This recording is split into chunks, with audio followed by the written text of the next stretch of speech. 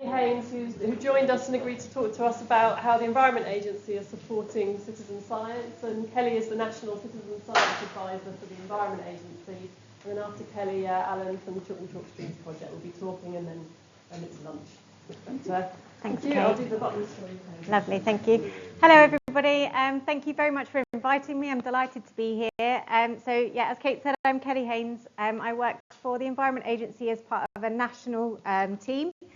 So if you could just do the slide, thank you. So this morning I'm just going to give you a bit of a run through of a project that we're running internally called the Supporting Citizen Science Project, and our learnings so far, and how that's involved some of the work that you've been doing as well, and the learning that we're getting actually from the work that's happening here in the chest. And then what we're trying to do with that information to move us forward. So what are our next steps in terms of the project? Thank you. So the Supporting Citizen Science Project is a spending review funded project. So it started almost 3 years ago and is due to run until March 2025. So this is what we're calling phase A of our work with citizen science. And the idea behind it was to really build on some of the experience that we had nationally and across the Environment Agency areas in terms of how we're engaging with and supporting citizen science. So really to try and bring together that learning of what's happening on the ground, who are we working with, in what capacity, what's our role been, how are we using citizen science data and information, and how can we bring about a bit more consistency so that we're all doing this a little bit more joined up across the organisation nationally.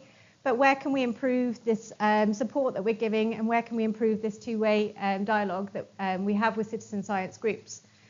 So our objectives up there are around consistency. So like I said, to try and understand what's happening and how variable that is and how we can bring that all up to a kind of standard level. To look at internally how we can better make use of the wealth of information that comes out of citizen science groups, and foster some kind of a better collaborative approach. How can we work together? Some of those terms that Kate used this morning were really like chime with me, I suppose, in terms of that co-creation, collaboration and contribution. But also, how can we work with citizen science groups to inspire them to take ownership and empower them to take action in their own communities? Sorry, there's a few animations. I didn't realise it was going to be sensitive. So the way we set up was to establish our project, so establish our network, which I'll go through in a second, and then to engage with our communities, engage with our stakeholders, our catchment partners, and internally engage with our national and area Environment Agency teams. And then to assess all of that learning that we're doing in order to develop an organisational approach, which is the next one. If you can click through, thank you. So collaboration is the key, really. So as you all know, nothing happens in isolation. So a river catchment could be in an urban area, it could be in a very developed, in a rural area or a very developed urban area. And we need to make sure that everybody's part of that conversation in terms of looking at water quality, river health, and what do we all want from it and what do we all need from it. So collaboration is a really key part of the work that we're doing. So nationally, we're working with, if you can click through, a Ofwat funded innovation project called Catchment Systems Thinking Cooperative, which is CASCO. So the Environment Agency is an advisory partner of the CASCO project. So nationally, we're working with that project that's being led by the Rivers Trust and United Utilities. And their ambition and vision is similar to ours in terms of looking at consistency and standardisation of water quality monitoring mainly, but citizen science generally, that involves the water environment and mainly fresh water. So we're advising on a kind of national level, but on a local level, that project is being delivered by some demonstration catchments. So they've identified 8 different catchments across England, and they've all got a different priority. It might be for sedimentation, it might be for diffuse pollution, it might be for misconnections. And so as part of our work at the Environment Agency and our project, we've allocated resource in area for an Environment Agency citizen science lead to support that demonstration catchment as part of the CASCO project.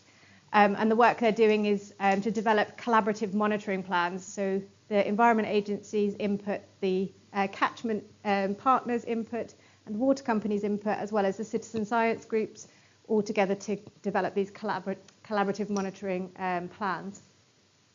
We're also working with the DEFRA-wide project, which is called Natural Capital Ecosystem Assessment. So this is a huge project across the DEFRA family, but as one part of that work stream, they're also looking at citizen science.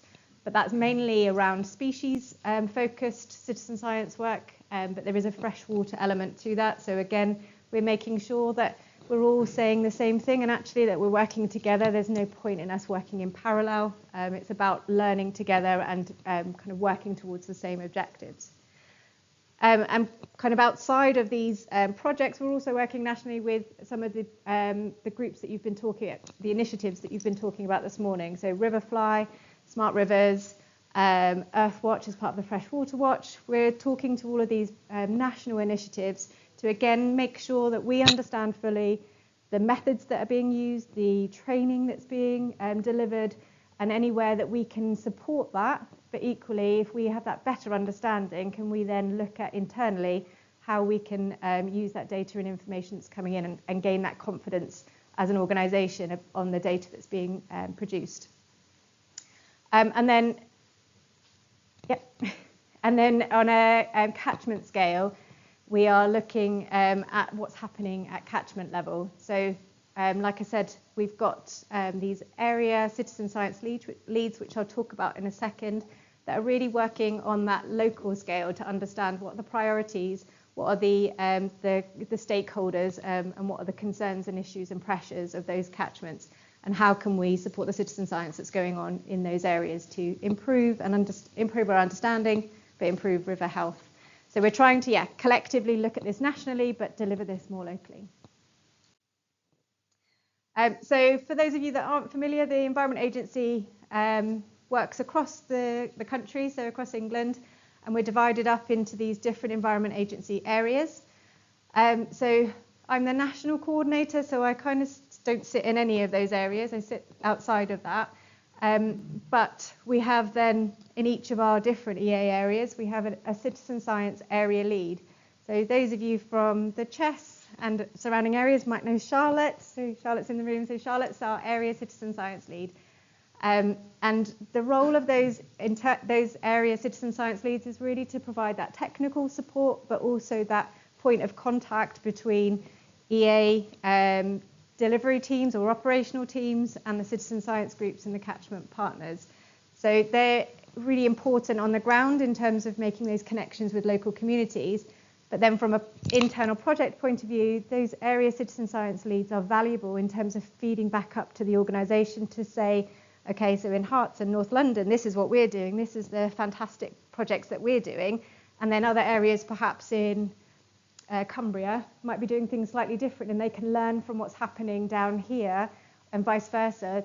We can transfer knowledge and share ideas across the country. So it's a really valuable network of area citizen science leads that we've developed so that we can really bring together best practice that's happening in each of our different areas and support those areas that perhaps aren't as well established as somewhere like the Chess. So here's just an example. There's Charlotte down there. And then there's another area lead from our Devon and Cornwall area demonstrating some riverfly. So as I said, their role really is to engage both internally with our internal teams and externally with catchment partners and citizen science groups, provide that technical support and technical knowledge, but also, as I said, to share good practice internally and externally as well, so that we really can start to build this or co-create this national organisational framework going forward. So as part of the work that we're doing nationally as well is, and this again aligns with some of the work or objectives of the Casco project, is looking at what data for what purpose. So really trying to understand the different levels of data that citizen science groups are collecting and how that data could be used internally by the EA, but also for other stakeholders as well. So there's this, you may have also come across this pyramid before. but there's a pyramid of rigor, essentially. So these tiers relate to the level of citizen science data or monitoring. So we've got tier 0 down at the bottom, which is entry level, and this would be things like observations, up to tier 1, which might be things like our nitrates or our HANA handheld nitrate readings, or it might be dissolved oxygen readings, or things like turbidity readings. Up to tier 2, which might be like our SONs and some more of that continuous high-level data, up to tier 3, which is our statutory monitoring. If you click the next one. So just some examples of things that are happening perhaps here in the Chess and then in other areas across the country as well. So entry-level citizen science might be things like the number of bathers if we're looking at bathing waters, or it might be looking at catchment land use, or it might be general appearance of water quality. So things like, I don't know if you came across the Big River Watch that just happened recently. So that's a good example of a tier 0. So it's a great engagement tool and a way of introducing people to citizen science, but it also gives us some really useful high-level information about the general appearance or use of our catchments. And then tier 1, this is where we get things like proxy data, so things that might give us an indication that there's a problem or an indication that there's a pollution risk or an early warning system. So I've put some examples there of temperature data, salinity, phosphates, total dissolved solids. They might be great indicators that of kind of monitoring the health of our rivers generally, and anything that's slightly out of kilter might give us an indication there's something going wrong. And then up to our tier 2 data, that might be more high quality data such as SONS and Fluidian, which is a way of monitoring bacterial loading, or sending samples off to that have been collected by citizen science groups and sending them off for lab analysis. So we're trying to work or use the same language and the same framework that Casco are using, so that we've got that commonality between us, and then internally at the Environment Agency trying to kind of categorize or group different citizen science initiatives and data that comes into these different tiers, and that will give us an idea of how useful that, or not how useful, where that data can be useful. So what kind of applications and pathways that data could be used for. Thank you. So I'm just going to go through a couple of examples, and I've put up in the corner which tier they relate to, so where they are on that scale of that pyramid. So one of our examples in the northeast is similar to some of the work that's happening here around restoration project monitoring. So pre and post project evaluation. So the Environment Agency are using citizen science data to complement our own data, but also in terms of, I think it was mentioned, I think Hannah, you mentioned about the Water Framework Directive, reasons for not achieving good status. So again, using that as a priority is, we know that there's a problem in this case with phosphates and sediment. So we are supplying citizen science groups with site locations, and they're going out and monitoring, and that gives us the evidence to come back to the reasons for not achieving good status, so that we've got that kind of feedback into our system to understand why perhaps those aren't achieving good status. Thank you. So yeah, they're collecting monthly samples, and then we're also doing, which I was really interested to hear, I think Tom, you mentioned Simone's work about that kind of comparative sampling. We're trying to do quite a lot of that as well, is understand how similar the data is that's coming in from citizen science groups to our own data, or to different methodologies, again to give us that scale of, okay, what quality is this data and where can that data then be used for. So in this example here, we're comparing the data coming in from the HANA monitors of citizen science groups as part, alongside our EA lab data, and that's part of that science assurance work. And then in the same area on the River Brownie, again, we're using HANA Checkers, Riverfly and Smart Rivers as part of a WINEP project, again to assess the impact and the success of that project work.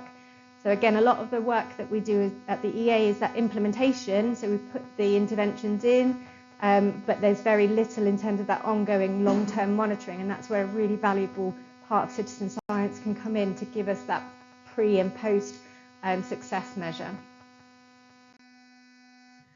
Casco, just to give you one of the examples, and again, really interested to talk to Simone. So in the Lark and Wensum, which is on the east coast, one of the focuses for that Casco demonstration catchment is to review water quality monitoring methods and do a bit of a data validation. So they're doing some comparison with University of East Anglia, Environment Agency data, and a couple of different methods for citizen science groups, and that's for phosphate and ammonia, and comparing data side by side, so doing some of that synchronized monitoring. So everybody's going out and monitoring at the same time, and then we've got that really clear way to compare the data. And again, that upskills volunteers, so they're doing that alongside the EA in terms of monitoring, and that's on a weekly basis. And then the last click. And then they're also developing or trialling a method to link in with the incident reporting. So if there is a pollution event, then you should be recording that or calling that into the incident hotline at the Environment Agency. But at the moment, there's no way of linking the citizen science data that happens in those areas with that incident. So they're also trialling a tool where the incident reporting number can be used by another GIS tool, and that would link you into all of that data that is currently being collected from the citizen scientists to provide those people that are doing the incident role with more information to help them understand that. Thank you. And then just lastly, we've just launched a new project that started last week or the week before, and this is a really good example of a tier 0. So it's an entry-level project, and this is about engaging a diverse section of our community. So we're working with Hello Lamppost, which is an interactive QR code-based AI conversation. That's a lot of words, sorry. It's a QR code that's basically on a sign that's then put out in on location or on site. And anybody that walks past can click, scan the QR code or send a text message to a number, and it starts a conversation with the Environment Agency. It's obviously not somebody at the other end of it texting you back, but it's an AI-generated tool that we've fed information into that has a conversation with the members of the community. So it's a great way to share information back to people about the work that's happening in the area, but also a great way to gather information. So it prompts you with, what can you see? Are there dog walkers? Are there people in the water? Are you planning on going on the water? What's brought you here today? So it gives us some information about motivations to go to those sites, but gives us some information about kind of the use and the observation of those catchments at that time. So we've started that in 5 locations as a pilot, so 2 down in Devon and Cornwall, 1 on Windermere, 1 in Ribble in Lancashire, and then 1 in the Nid in Yorkshire. So we've got an example of a beach, a lake and a river, just to trial it out to see whether this is a useful way of engaging people. And so our learnings so far are really citizen science can provide valuable data and expertise. So I think it's been mentioned a couple of times today that we can't underestimate the skills and the knowledge and expertise that come with these volunteers. So your backgrounds and your own experiences are hugely valuable as well. So we've kind of categorized how citizen science can benefit the organisation. So it can provide us with extra certainty around our decisions, gives us that extra evidence and extra information. It can provide additional intelligence about the catchment that we wouldn't otherwise know, so that more eyes and ears on the ground, but also can complement our data in terms of investigation. So there's really key areas that it can boost our knowledge and understanding of our catchments at an organisational level. So the next steps really are for us as a project to move into phase B. So now that we've got this learning that's coming back from all these areas, how do we then implement that strategy going forward to make it a bit more consistent and really encourage further engagement with citizen support, with citizen science groups? And I think there's so much to learn from the chess in terms of your approach at the systems level and that holistic complementary level that we don't have. I can't think of an example. I can't think of even an example that comes close to that complementary working that you're doing here. There's so much we can learn from you and try and transfer that to other catchments. We've got a new information page, so if you're interested to find out more about the project, there's a link, I think, on the slide that you can click to. And on that information page, there's also a feedback survey, which asks you questions about what you would like from the Environment Agency. So is there particular support that you think would be beneficial for you as a group or an individual to have from the Environment Agency? And on that information page, we're adding things like case studies, guidance, and we've got on there some information about other initiatives that are ongoing that you could get involved with, so using it as a way of signposting as well. I think that's it. Yes, that was it. Thank you very much.